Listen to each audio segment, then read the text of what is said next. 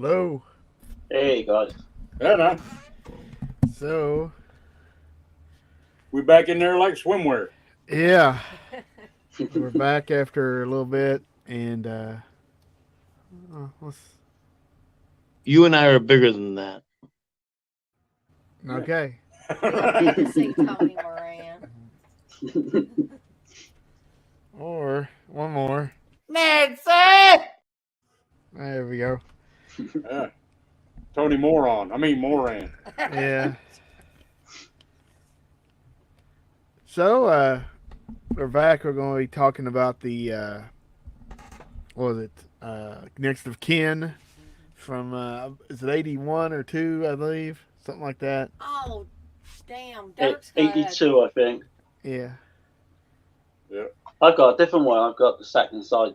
Yeah, I like that poster art. I like Yeah. this one too, but I probably prefer your I one. remember seeing that in the video store, but I never watched it back then. I just think remember I seeing may it have in the seen video it store. too. That Yeah, it definitely looks like it'd be like a crazy horror film with the big Yeah. hand sticking out. because I only seen this a few years back, but Yeah. So we'll get to that, and Yeah. after we go over maybe a few recently watched. So we'll start with Dirk, as always, I think. okay. Can I show this? I don't know if I can show it, so I'll be careful. Uh-oh, has it got boobs or something? I mean, I can show it back this way, like Oh, is that Night of the Hunted or yeah, Night of the Hunted, with a hate. yeah. I can show this. I definitely can show that. Oh yeah. It's a good addition too by indicator, but the 4K looked pretty damn good. This is my first time watching this. It was a high recommend from my good buddy Gizmo. But man, that's a crazy ass Gene Roland. Gene's rolling. Film. Jean Rollin. Right, Jean Roland. Yeah, a lot of his stuff, it was hit or miss. I like Grapes of Death, and I like this one, Yes. but some of them just don't. What was it Requiem for a Vampire? Yeah, It has two chicks doing crazy stuff in a graveyard, and I Yeah. like that one quite a bit. I know I saw Lips of Blood is coming out. on 4K. Yeah, I got a DVD of it, I think, or maybe I have, or a Blu-ray. I haven't watched it. Some of his movies are good, but then they could be too artsy. Yeah, that one I like. Fascination too. A lot of people don't, but Living Dead Girl is really good. That's my Right. first EuroCult kind of horror movie that I bought on DVD back in the late '90s when. right. I think still need to probably- check that one Yeah. out. I have it, but Yeah. I haven't had a chance to watch it yet. Is that the But- one you spent like 50 But anyway, this No. this one here, Night of the Hunted, it's it's kind of hard to explain it, but it's pretty damn original.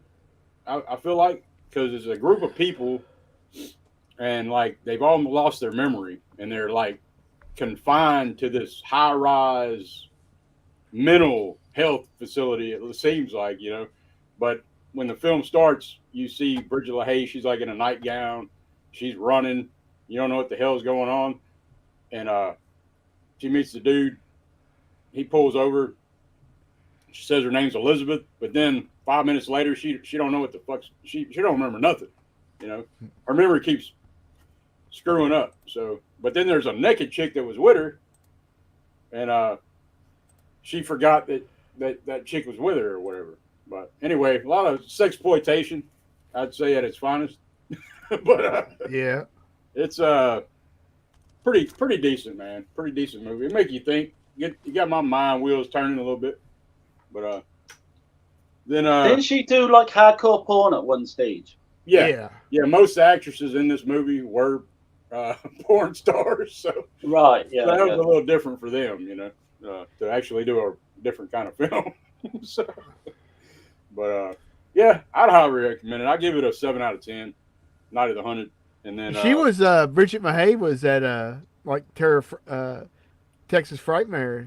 Did you ever see her there? couple years back. Yeah. Yeah, because I remember Joe. I think he went up and met her. Yeah, unfortunately, I didn't. Yeah. But yeah, she had a big old book she was selling, and Yeah, I'm not gonna get that, but I don't know what it's worth now. But I think at the yeah, it's time you probably could have got worth. the book, Yeah. her faceless 4K and autograph for like I think it was $50, man, over there. Yeah. Well, the Blu-ray was worth 40 something, I think. That was a good deal, but Yeah. I guess I should have jumped on it. But, I'd already spent a lot. I think I have a signed faceless slipcover somewhere because I had the DVD of it, and I thought maybe it'll fit, but no, it won't fit. That's one I need to see. I've never seen Faceless. I don't know why. I just Yeah. never go into it. It's I don't know. It's a remake of some other kind of Jess Franco movie, but it's one of his more coherent movies. Yeah. There's not. Is it a Franco? Yeah, Jess Yeah, Franco. Franco. I always It's mix not. Rulon and Franco up. Whoa. They're pretty damn close in a lot of ways. Well, Franco will sit on somebody's bush for about 10 minutes. Yes. Yeah. And then I don't. Roland doesn't do really that. Well, I gotta say, in Night of the Hunted, there's like it's a long ass sex scene, dude. I'm like, what the hell? It's like 5 minutes. It goes on forever, you know. But that is forever for me.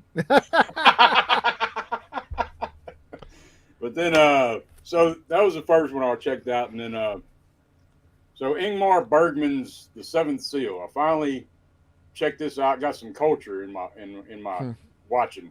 You know, this is a cinematic classic, world cinema, I guess you'd say.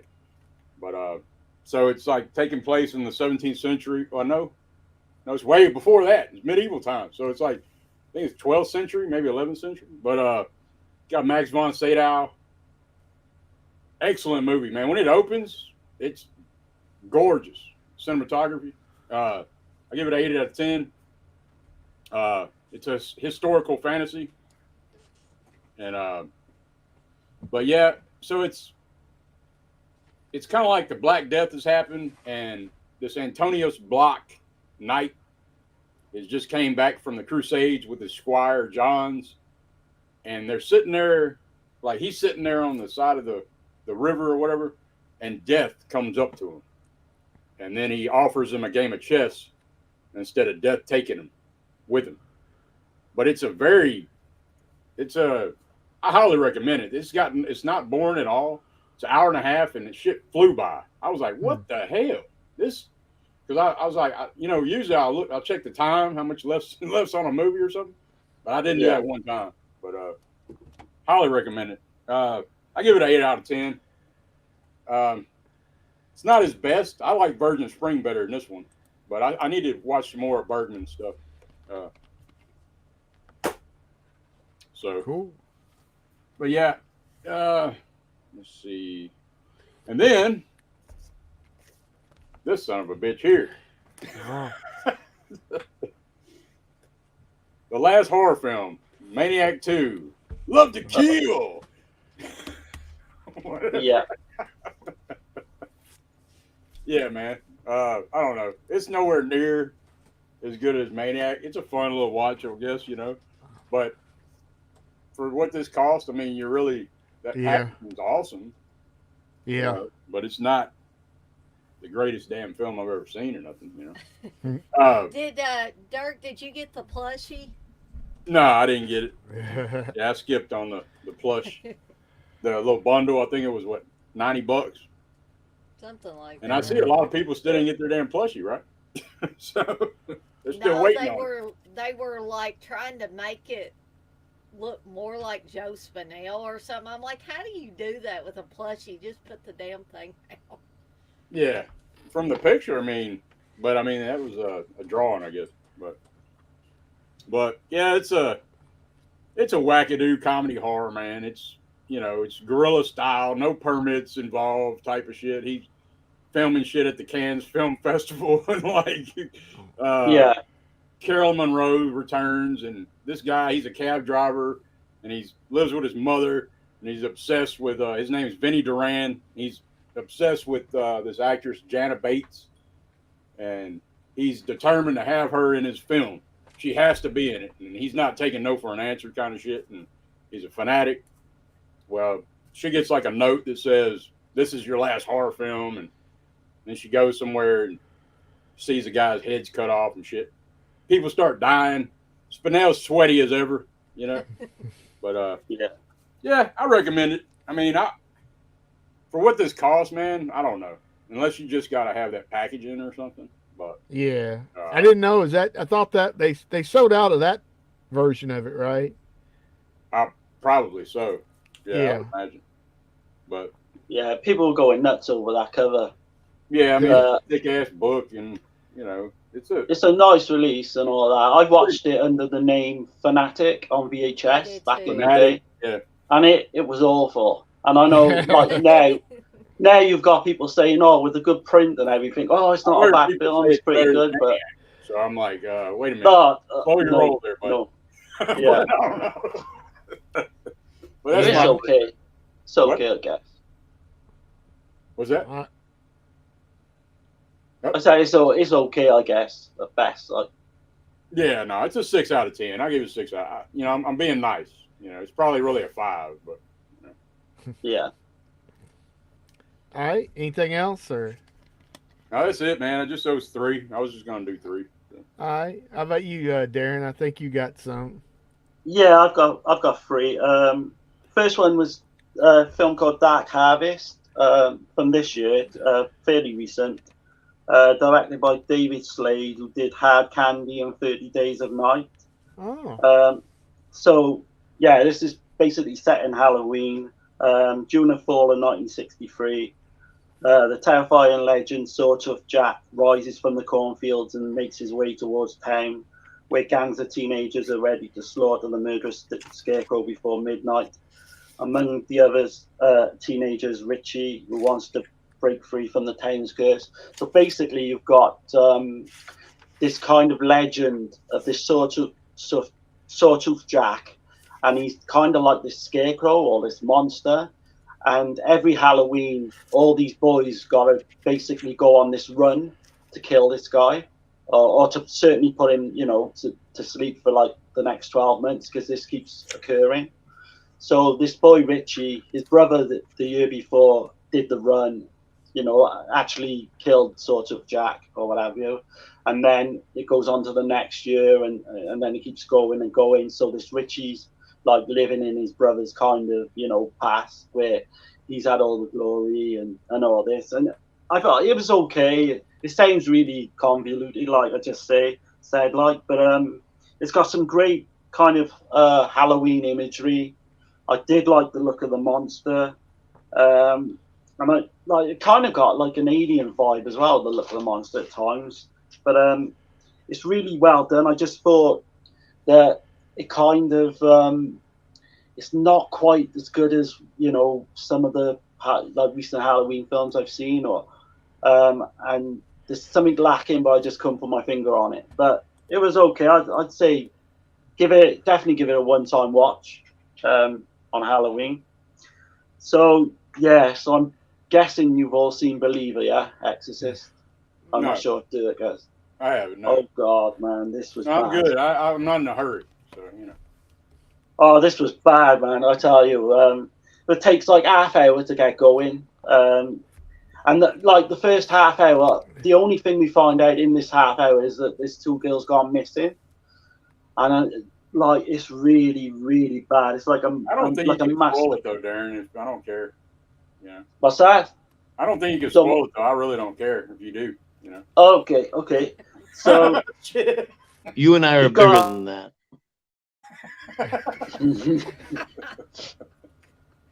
so you got Ellen Burstyn. Okay. Sorry. That's all right. You got Ellen Burstyn comes back, and it is just crazy. I don't know how much money she was offered. Obviously, a large amount of money. Well, she was offered 3 different times. Like, so, like she didn't want to do it after reading the script. Like They gave her that nice, comfortable outfit that she wears. Looks like she read the pajamas. script and she's like, no, hell no. Then they was The like, thing "Oh, is, we'll double your money." She's like, "No, hell no. We'll triple your money." She's like, "No, no.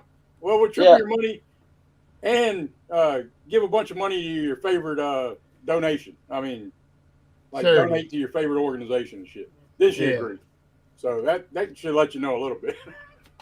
So the thing is with it, right? She's 91. She looks like she can barely walk or barely get out of bed in the morning, and we're expecting her to take on this, demon who's taking over these two girls. Yeah. I'm thinking, no, it just doesn't go. She's written this book. She's estranged from like Reagan. She's written this book all about the case, which would never have happened anyway, because in the first film they were trying to get away from it all. They wanted it low key. It just makes no sense for the character whatsoever. The exorcism scene at the end is just a farce, because they bring in this woman who's got no kind of experience in doing this at all, and it's kind of a free-for-all at the end where they're just saying, whoever's in the room basically have a go at trying to kill these demons or this demon. It just doesn't work really. Like every kind of decision in this film was wrong, and it's like they went out with a checklist how to shit on the original Exorcist, and it's just ticking off everything as it went.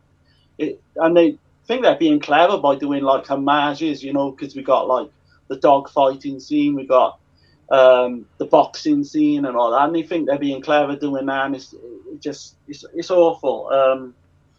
I don't know. I hated it on every level. I thought I might even enjoy it, in a little bit of so bad it's good, but you can't even get out of that. And in regards to the ending, I think a certain character, I think everyone knows by now that a certain character pops up in the ending. Linda Blair. I'm sorry if I spoiled it. Yeah. And the way it's handled is so cringe at the end. And Yeah, nobody else told me that, but I really don't care. At the same time. I thought, it's kind of an written thing. Everyone most people know it, but Right. what's I Stephen kinda Dana's figured, book? They must have offered her PETA a bunch of damn money. Yeah, for like one line in the film. Yeah, exactly. Right. You want me to go first? Sure. Well,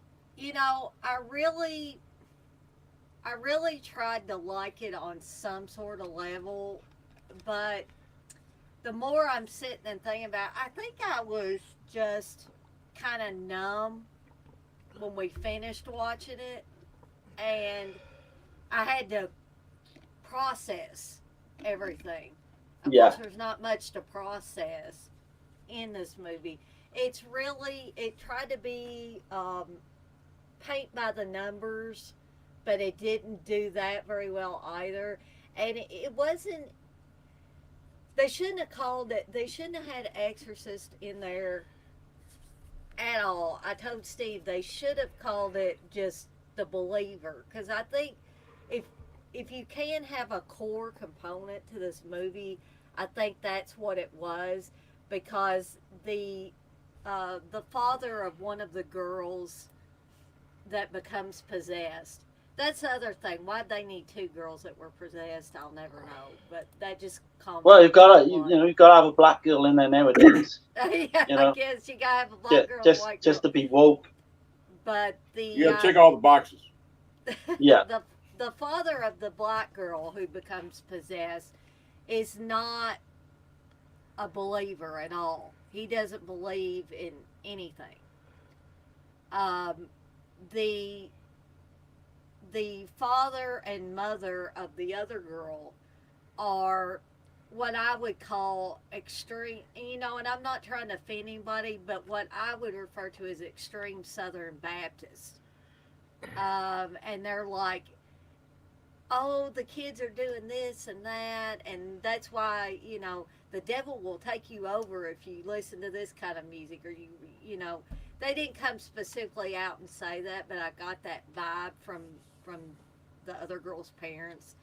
And at first I thought these people were two complete assholes, because they were so mean to the other girl's father. And I don't know why they had a reason to be mean to him. And then later it was kind of like, oh, we hated each other in the beginning, but let's band together now that our two daughters are demon possessed. The other thing was, it was not shocking by any means if you compare it with the original Exorcist movie. You got the one girl standing up in church, and I kept waiting for her to, like, I kept waiting for the father to find her masturbating in the church somewhere or doing something awful. Yeah. And all she did was walk up the aisle of the church. The body in the blood. The body in the blood. And it's Yeah, like, that's you saw that not on the scary. trailer. Yeah, it's not scary. It's not shocking. It's not. I heard even- that was the best part of the whole damn movie. Was what was in the trailer. So, It's basically like The Evil Dies Tonight. He just latches onto some kind of thing he thinks is gonna, phrase is gonna be amazing, and it just fails. And I would agree Fails. with Darren that, Ellen Burstyn kind of, I mean, because that's all she can do is sleepwalks through this movie. And she probably didn't care. Yeah, you she know? probably didn't. That's my impression that I read stuff about it. I was like, she was like, yeah, I'll come and make an appearance in this movie since y'all Yeah. are offered to Show give me the all money. this money. Yeah. And the part with Linda Blair at the end, if they were going to put Linda Blair anywhere in the film, they could have done it better. But this was so weak. And like Darren said, one line. She says one line, and it's like, is that supposed to, make everything better? It's like Friedkin's probably rolling over in his grave over this movie. Oh God, because- absolutely, it's probably killed him off. To be honest, that Yeah. last scene with Linda Blair was kind of what I'm guessing is they've done the film. It's like they know it was bad, and they kind of thought, oh, we'll bring Linda Blair in to tack on that ending to try and, I don't know, get the original fans on board. But no, man, it just At first, it's awful. I thought, because I was so numb at the end of it, at first I thought, well, maybe it would have worked just as a horror movie, but the more and more I'm thinking about it, it doesn't work at all. A bad film's a bad film, and it just there's no way that would work. I don't think. I'm the same way as the mayor. I haven't even, thought twice about it really. Like, I was excited just when I wanted heard to about watch it a it. little bit. I was like, I saw that trailer. I was like, fuck that shit. As a fan of the original on part 3, I would say it's definitely you have to watch it just to see how bad it is. Right. But The yeah, the difference is like, William Peter Blatty made part 3, and he didn't want Exorcist on the title. He wanted it to be called Legion. yeah, And these sons of bitches, they put Exorcist on there. That's cash grab shit all day long. Yeah, exactly. it's even worse than the last 2 Halloween films. I'd rather watch them 2 on the loop than I watch can't like watch Believer it. again. I can't do that either. But the last one I seen was like a TV series called The Enfield Poltergeist that's being shown on Apple TV, I think in America. Yeah. So this is like a case that's really fascinated me over the years. Because I remember as a kid back like 1977, 78, reading, because I must have been 6 or 7, but they had like news bulletins on the TV, and like, my dad would read from the newspaper, and this was really freaky, man, like really freaky shit. There's a documentary on YouTube. What's he say here? Oh, he's on about Believer, is he? Tell them yeah, about your experience with Believer. But yeah, so there's a documentary on YouTube called Interview with a Poltergeist. I think Steve's watched it. And this came out back in like 2007, and it really shit me up. And I got to the point where I just didn't want to go to bed that night. I couldn't sleep on nothing. But what I like about this new series is they're playing all the old tapes on audio, and they've got actors to like lip sync. So it's not, even though it's a reconstruction, it's got that realistic feel to it. And I would highly recommend people check this out for Halloween, because it's basically, there's a book as well called The House is Haunted, which I read, and that freaked me out as well. What is this? What is this series called? The Enfield Poltergeist. Oh yeah, yeah. It was in the base with The Conjuring 2, what they based that on. Yeah. But yeah, like I say, and then they bring two of the girls that it happened to originally, and one of the like cousins to come in. But yeah, I highly recommend that one. So yeah, that's the 3 I've watched this week. Cool. Dana Lynn. I got my pile here, but I'm gonna go to these fast. Okay.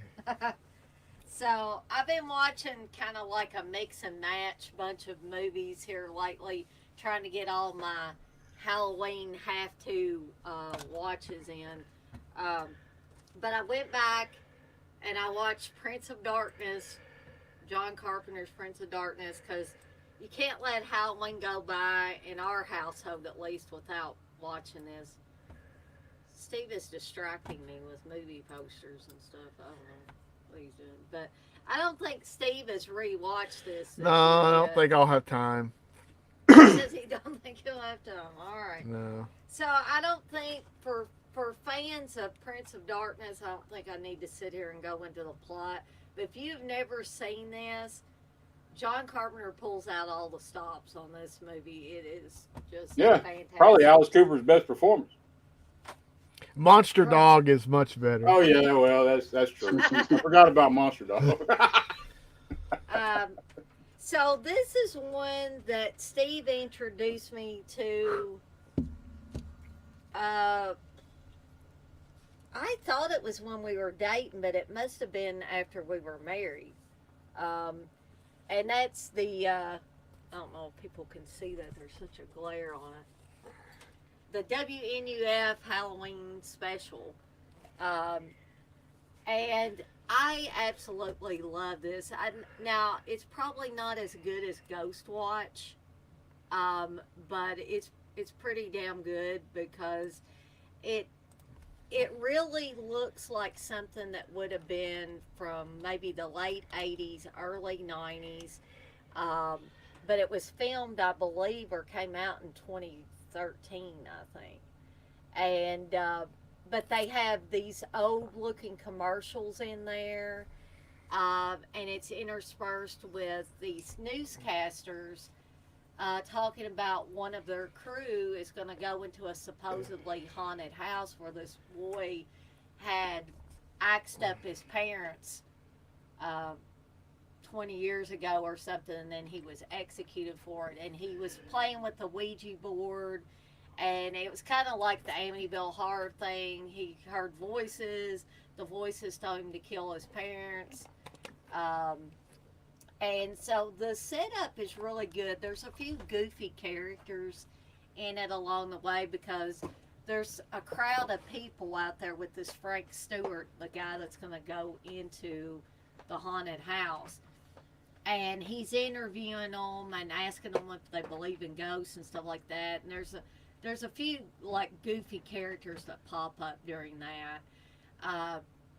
And then they have a Ed and Lorraine Warren type of team, the Burgers, I think, or something like that are going to go in the house with Frank Stewart. And they have a cat, Shadow, with them, who's like their partner. He's, I guess, super sensitive to ghosts and things like that. But some of it is goofy. Some of it is kind of creepy, and the gist of it is that real things start happening inside the house once they go inside the house.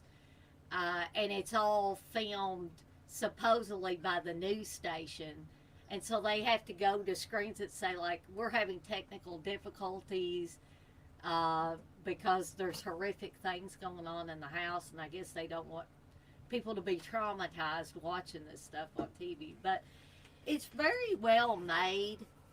You could almost believe this was, like I said, late 80s, early 90s maybe, and was put out there. And the packaging that is on this... Vinegar Syndrome. Did Vinegar Syndrome do it? Yeah. I'm trying to remember. But the packaging makes it look like an old VHS tape where somebody has recorded it off a TV and just put labels on it. Then you've got the inner cover of the kid sitting in front of the TV in his Halloween costume with his mouth open. So if you've never seen WNUF Halloween special, I would highly recommend that one. That sounds to me like Ghostwatch that we had in the UK. Yeah, I think Ghostwatch is slightly better than this, but this one's still pretty good. I'll have to check that one out, yeah. Now, this one, Steve's going to roll his eyes. Ever since I discovered this thing, we have such a glare on there that nobody can see anything. Steve, this is Haunted Ween. And this, okay, yeah. Haunted Ween. Haunted Ween? Yeah. This movie holds a special place in my heart for a huge reason, and that is because some scenes were actually filmed in Bowling Green, Kentucky. They were filmed on the campus at Western Kentucky University. And it's supposed to take place in Kentucky. Of course, they give a fake name for the town, but a lot of it is actually filmed in and around Bowling Green. And so every year, usually, I send pictures from the movie, screenshots, to my sister-in-law who works on the Western Kentucky campus. And she's like, oh my gosh, there's the building where I work, and stuff like that. So it's just fun. If you've ever, been on the campus, you can pick out certain things. And Steve's distracted me again, but he tries to multitask. But anyway, it concerns Eddie Berber, who, when he was a kid, his mother ran a haunted house. And this kid's not right. He ain't right, as they say. So he wants to work in the haunted house, but his mother doesn't think he should do it just yet. She says maybe next year or whatever. So he decides one Halloween he's just going to go into the house, and this little girl gets lost in there, and she follows him because she thinks he knows the way out. And he just starts chasing her around this room with a rubber mask on, and she accidentally backs up into this shard of wood that's sticking. I don't know why it's just sticking out of the wall of this room, but she gets it goes all the way through her basically, and blood starts coming out of her mouth and stuff, and then he just completely loses it and cuts her head off and runs away. And his mother comes out into the field where he's at, and she says, Eddie, I think it's time we go away for a while. So then you get 20 years later, and the college students are needing funds for the fraternity. So they decide to have a haunted house, and guess who shows back up? The grown Eddie Berber shows back up, gives them a key to his old house, and says that they can have a Halloween or a haunted house there.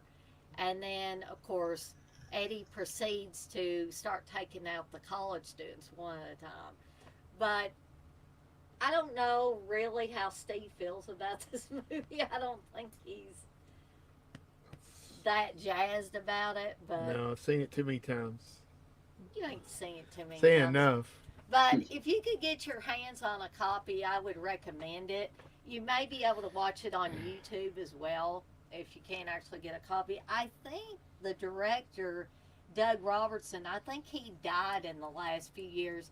He used to sell copies of this, the 20th or 25th anniversary edition of it. That's where I got my copy. But the first time I watched it, I remember watching it because I rented it. And I didn't know at first that it was actually filmed in Kentucky and filmed in and around Bowling Green, and that was an actual bonus. And a lot of the people that worked on the film, either in front of or behind the camera, were alumni of Western Kentucky University. There was even a professor at Western at the time that was in the movie. So just an interesting little slasher film to watch. I always get that mixed up with Hack-O-Lantern, the two of them. Hack-O-Lantern, Yeah. So I don't know how many people got, and again, it's hard to see, but this is the box set from the UK for The Exorcist. Nice. And yes, very nice package. I don't think I need to go into the story of Is The it- Exorcist. Is it the same transfer as the Best Buy Steelbook? Do you know?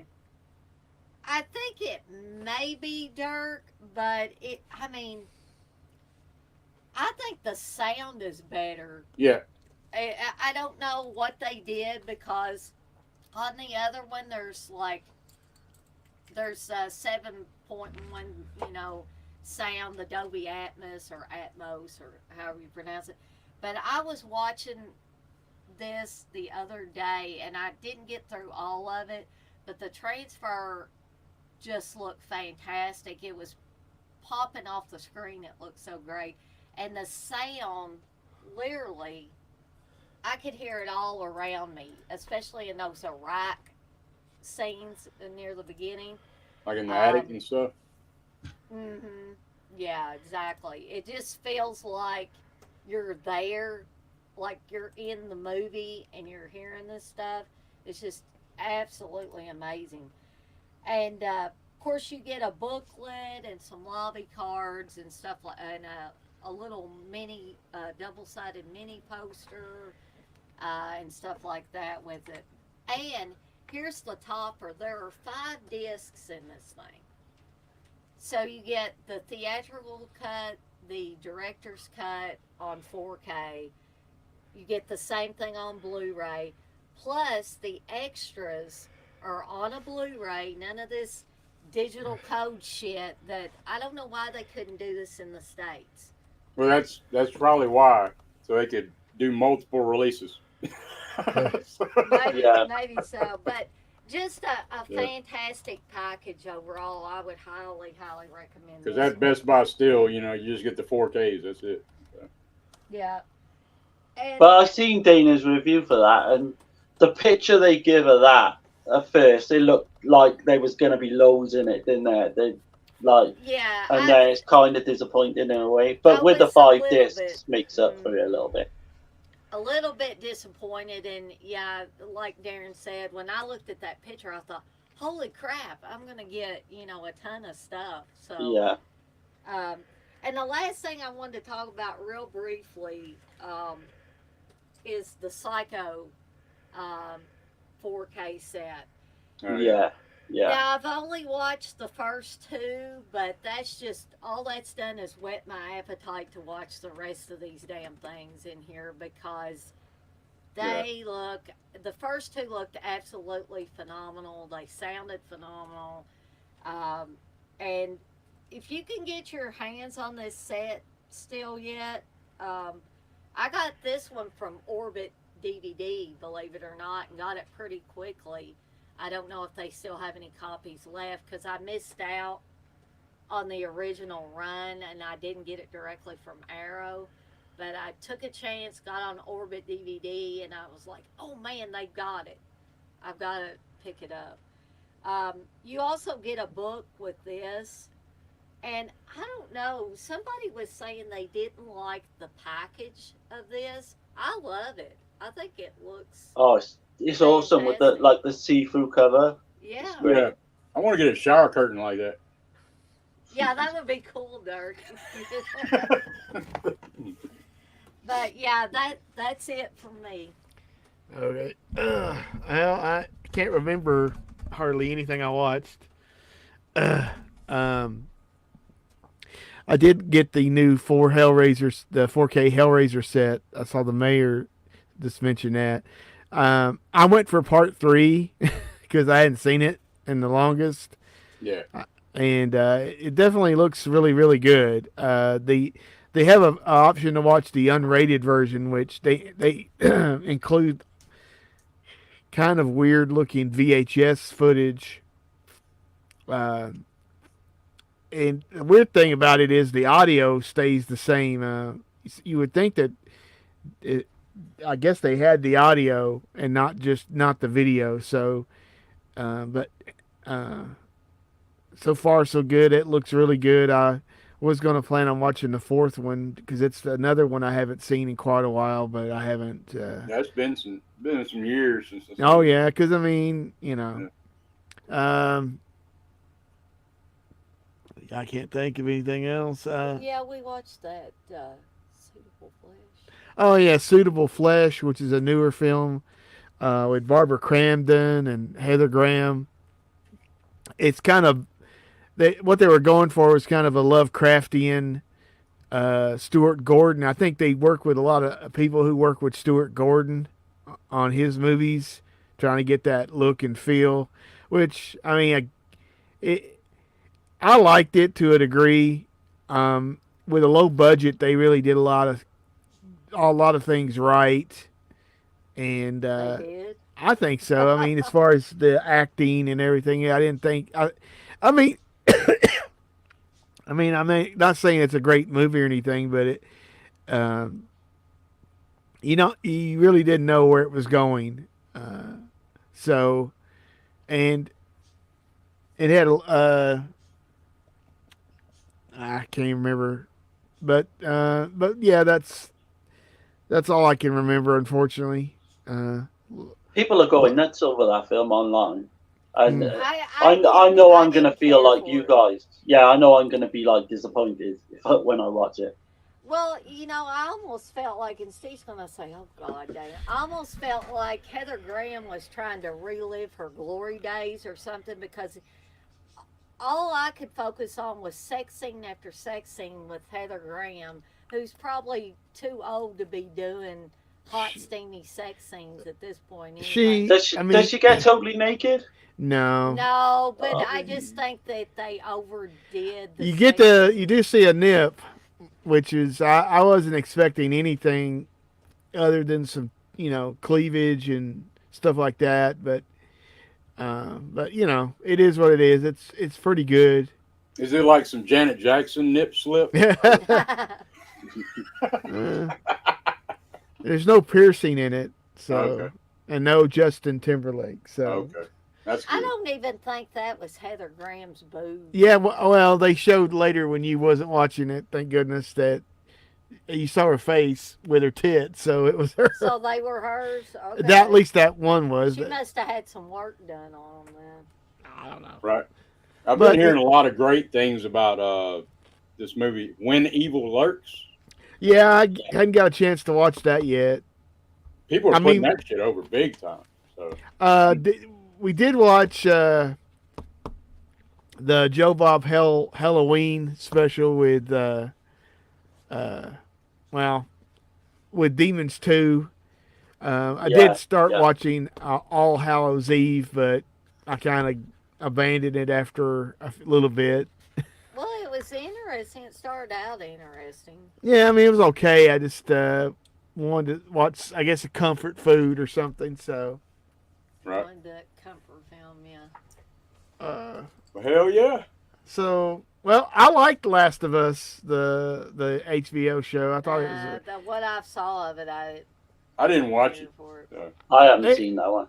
It's pretty good. It's like Walking Dead, except they're not really zombies. They're there's like a fungus that gets in you and basically takes you over. But it's based on a video game. Yeah, it's based on a video game, but I liked it, and it was a shorter. I don't even know how many episodes there was, but there was maybe less than 10, and so you didn't have all this. People love that game. So. Yeah, I really wanted to play the game, but then I got stuck in it. So they're also Gizmo saying that the guy who directed When Evil Lurks is the one that did Terrified, which is a really good one. Terrified was pretty good, yeah. Okay. So awesome.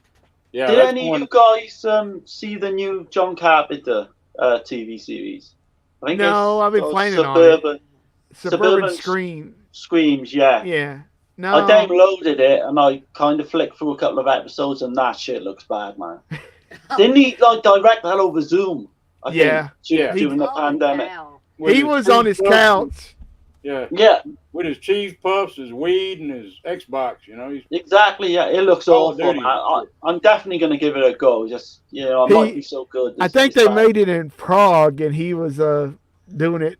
Yeah, like you say, from his Maybe laptop. John Carpenter's, it's time to hang up his jock, as they say, and just do his You gotta own love thing. Carpenter though, because he just doesn't give a fuck. Yeah. He doesn't, Really he doesn't care what anyone says about him, and he's in his own little world, and he's happy People enough. should Like, just quit, asking him to do anything and just let him play his video games and smoke his weed and stuff. right. I think he's earned it. They should get him to remake Black Christmas. oh God, no. Well, from his couch, that'd be a good idea, wouldn't it? Yeah. All right, so I guess we're ready to start with Dirk's pick of That's good though. I mean, that Next of Kin. that's good. We spent this time on it because I really don't want to spoil this film for nobody.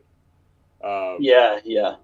Because I know probably a lot of people hadn't seen it, and it's a high recommendation, big time.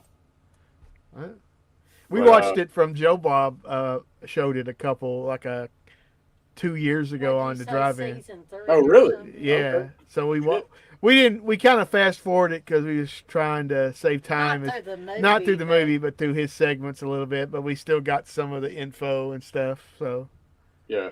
Okay. Well, I know that. So it starts out.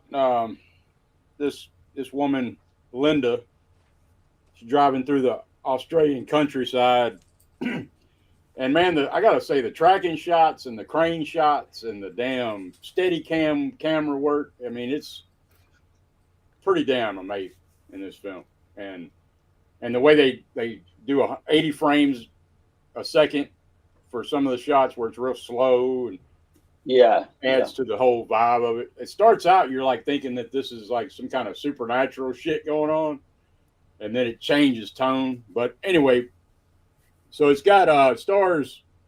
Well, the director is Tony Williams, and I think this is the only film he did. He didn't do any others. I think he did a few, but I mean, like more documentaries. I don't think so, man. Because I Right, yeah. listened to his commentary, and he was saying that he was looking at Toby Hooper, and he didn't want to do that. That's what he was Right. saying. I was like, what the Yeah. hell? Like, you made this masterpiece of a film, and then a lot of these other films aren't so great, like Toolbox I think, Murders and shit. Like, no one's seen this film either when it came out in Australia, and Yeah. he was a bit disappointed with that because he thought this was going to kickstart his career, but he Yeah. ended up doing commercials, I think, and Okay. documentaries.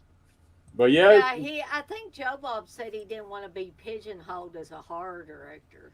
he didn't want Yeah. to do just horror. That was the thing. But it was featured in the documentary Not Quite Hollywood, and Quentin Tarantino praised the shit out of this movie.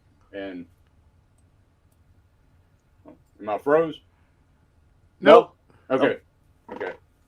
Because y'all both were frozen. Usually when that happens, it's me. So, Oh, okay. but it stars Jackie Karen. She's playing Linda Stevens. John Jarrett from Wolf Creek is Barney, a very young John Jarrett. Yeah, and handsome looking, in my opinion. I think because he was just so batshit crazy in Wolf Creek, I couldn't see anything good about him. Yeah, it's kind of a different role, really. Compared to Wolf Creek, yeah. Right. But yeah, it's got Alex Scott as Dr. Barton. You got Bernadette Gibson as Mrs. Ryan. So at the start of the film, you'll see her come in. She's a new resident at this old folks home. I'm kind of all over the place like usual, but basically Linda Stevens, she's inherited this beautiful big ass estate from her mother, her estranged mother. I guess she was a hermit in her last days or whatever. And but at this house, there's a bunch of old people, like an old community of people that live there. So, but she gets there, she starts going through like her mother's diaries, and when she's reading through the diaries, she's finding out that there's unusual deaths that had happened. People were getting drowned and shit like that. And her mother's saying in her diary, she always feels like somebody's watching her, and just unsettling, uncomfortable things. But as soon as she's there, she's not there long, and she meets up with Barney, her old lover, and then so they decide to go skinny dipping and getting it on in the woods and all kind of good shit, you know. And you know who Barney is? Huh? Yeah, we didn't say who Barney. Oh, he doesn't say who Barney was. Yeah. Do what? Barney, he's the guy from Wolf Creek. Yeah. Mick Taylor. Yeah, Mick Taylor. John Jarrett. Yeah, John Jarrett. But anyway, as soon as she's there, like she's not there long, and this old guy that I guess she knows him pretty well. His name's Lance. He goes to take a bath, and as soon as he puts his foot in the tub, like his foot touches another old dead guy in the tub. He's like freaked out, man. That shot is so crazy as hell. Like, and you see like when they go, that's one of the shots I'm talking about. It's like 80 frames a second. It's done from a vertical view, and you see them pulling him out of the tub. I mean, it looks like Diabolique, if y'all ever seen that. Oh, yeah.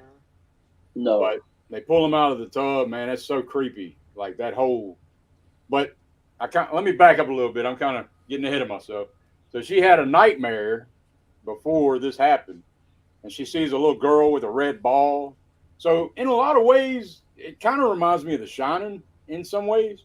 Like, not exactly like the story or whatever, but some of the things, like there's twin girls in this movie. The little girl with the red ball. That's kind of like the Changeling as well with the red ball. Oh yeah, I didn't think about that. Darren, Yeah, you're right. I'm just saying like the house and everything, and then you got that damn Vertigo Hitchcock shot down the hallway where it's like the hallway's breathing and shit. I mean, this shit has so many great visuals in this film, but like I said, I don't want to spoil this damn movie. I don't know how to go about it without spoiling it though. Right. What's y'all's take on this film? Do I want me to go? Sure, go.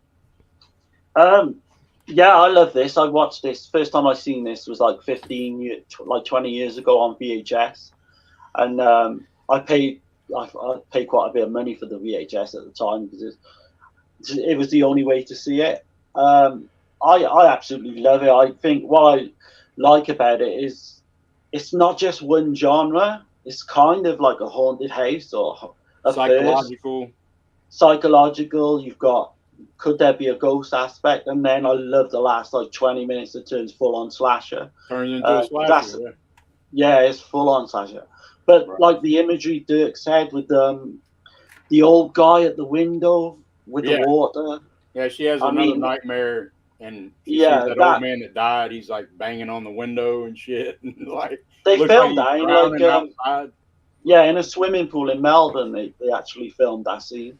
Right. But all the imagery, there's a couple of different endings really. You think it's going to end once and then it goes on again, and all that ending stuff and the reveal of the killer and the motive and all that, I thought was great. But yeah, for me, massive thumbs up. I think it's probably the best 80s horror film that no one's ever seen. That's the best way to put it. Yeah, I don't know how. This is another one. I don't know how it slipped under my radar because now I want to own this thing. And Steve's like, "Oh, you don't need to own it.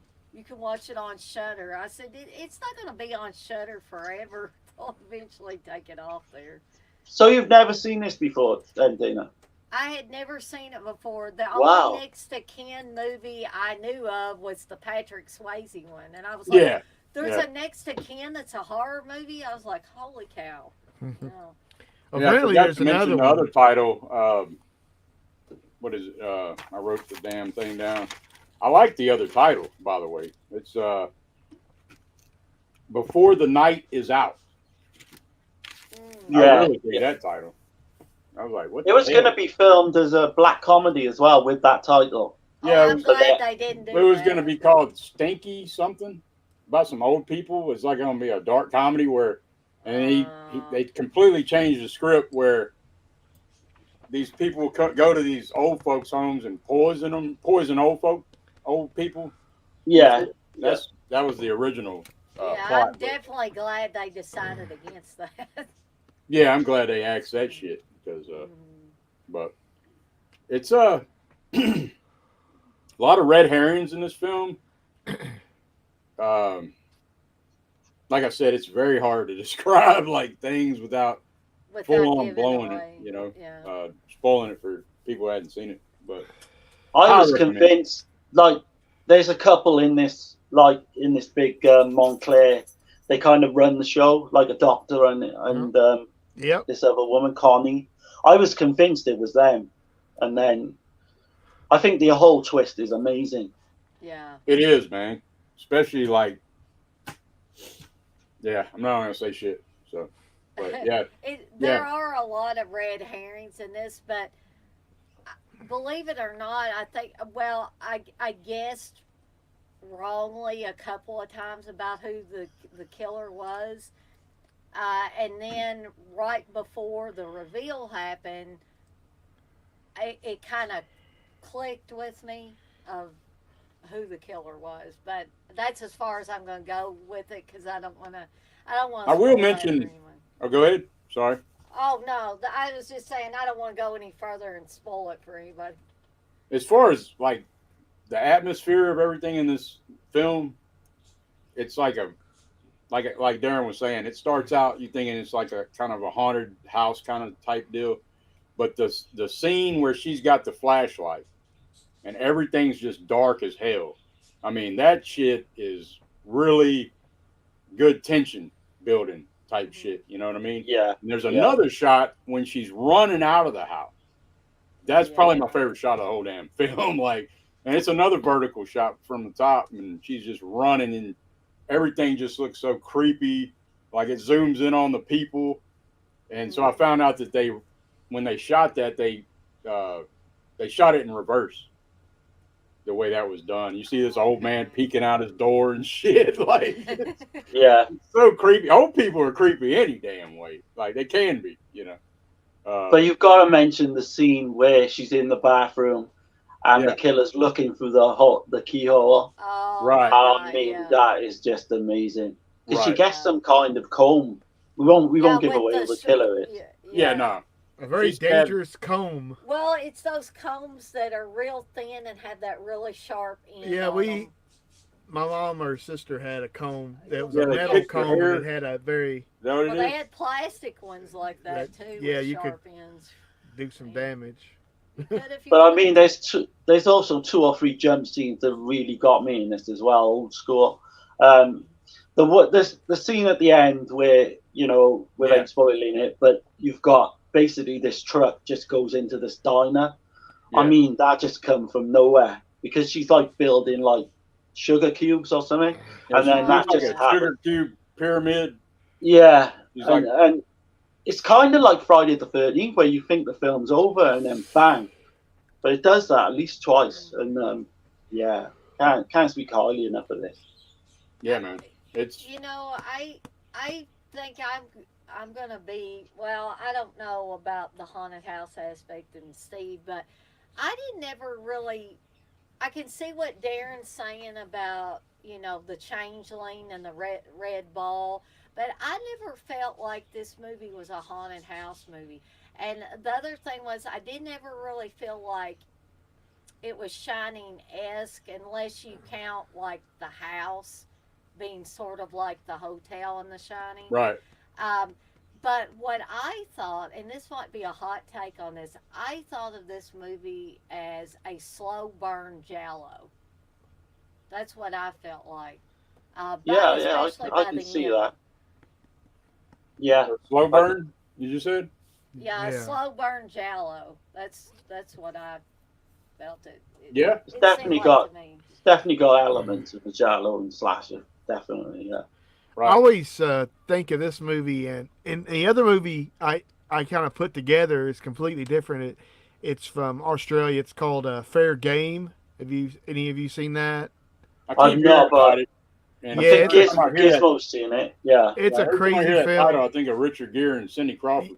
Yeah, but there's one scene where they have this girl, and they strap her topless to their front of their truck, and they drive her through the desert. And it's a I don't crazy. think I've seen that. Well, it's Do a you crazy. have it? Yeah, somewhere, but it's just a crazy. Australian films usually have something that you can definitely find enjoyment in. Even like the Talk to Me was Australian, and Yeah. I think if it was just a U.S. Made movie, it would probably not come out as well. Probably not. Yeah, definitely watch that Not Quite Hollywood Oh documentary. yeah, you'll Yeah, find I all think kinds of movies to watch. Yeah. You know, he compares it big time to The Shining, and the director's like, he was talking about that. He's like, I don't think it's nothing like The Shining because we were filming this while that was being made. Yeah, he'd never seen The Shining. Is what he the said, director. but I don't know. There's certain shots that look very familiar, but I don't know. Who knows? But Like when you got the old woman in the bathroom in The Shining Right. and the old man, that's kind Right. of similar, I thought. and there's some of those another element hallway where somebody is turning the bathtub on, the water and the Yeah. bath and the sink, and it's just flooding and shit. Yeah. And then she's like questioning her sanity kind of shit. It's like that little element going on. I mean, it's pretty cool. There's a candle lit that she knew that was out, and she comes back over there and the candle's lit and shit. She's like, what the hell is it? But yeah, man. I don't know. I can't say anything else without spoiling the damn movie. No, it's just a masterclass of suspense. Yeah. But if you want to see like really great, never heard of this type film, amazing camera work, watch Next of Kin, man. Like it's probably my favorite Australian film that I've seen, which I need to see more.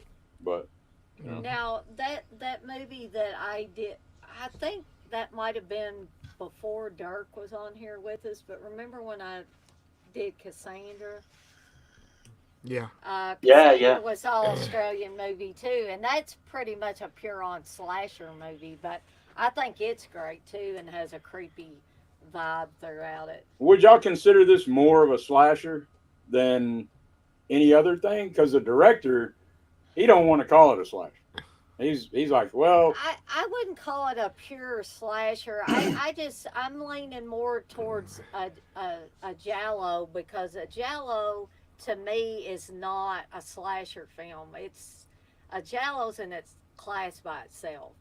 So no, I don't think I would consider this just a straight ahead slasher. yeah, there are a couple of twists in here in the movie, like a Giallo does. But Yeah, I would definitely call it a slasher, but that's just me. Because the last 20 minutes is like a slasher. But yeah. That again, another scene we didn't mention was the wheelchair scene as well. Oh yeah. Oh yeah. With John Jarrett. That was amazing. That comes out of nowhere as well, like kind of a jump scene. I don't want to spoil it because that scene's good. Yeah. I'll just say it's the wheelchair scene. I won't say what exactly happened. But. Right. And that little kid, man, he did great. That little boy, Nico or whatever. Yeah, very good actor. And I usually don't like kid actors, but he was good though. He was one of the good ones. All right, so sounds like everybody recommending the movie. I don't know if Severn still got it in stock or not. Yeah, if they do, I'm getting my hands on a copy because I want it. Yeah. If not, get this one second sight. Right. So. Okay. who put that out? Second sight. Okay. It's probably Well, got you- the same extras as Yeah. Severin, I would imagine. Yeah. So I guess Darren's pick next time. You got one in mind, or Yeah, so hopefully, I know Dirk will be kind of okay with this, but hopefully you guys are. And it's House on the Edge of the Park. Oh, yeah. I'm not Oh, sure yeah. how Steve feels about it because you haven't watched it for a while, have you, Steve? Well, I mean, I do like it. It's got, all kinds of different elements, a little bitty You cheesy can talk comedy. about David Hess. And I haven't really watched my new. I think Severin released it. Yeah. The Right. last Blu-ray. I so haven't watched my 4K yet. That's we'll watch exactly why I picked it because I've not gone into the extras or anything. So Yeah. I think it'll be a good one to cover. Should be a fine one, actually. I'm curious about that 4K because I bought that blue and I was like, Yeah, I'm do I not. really need. I don't know, but Yeah, I'm like, I bought a new. I'm not for It's now. got we the- technically It's got we the both same got track and everything in. yeah. That's why I was like, I guess. Oh, right. I see I got a replacement disc as well. I remember now. Huh. Okay. All right then. Well, we'll be back in a couple weeks with House on the Edge of the Park, and until then, thanks for watching, and we'll be back.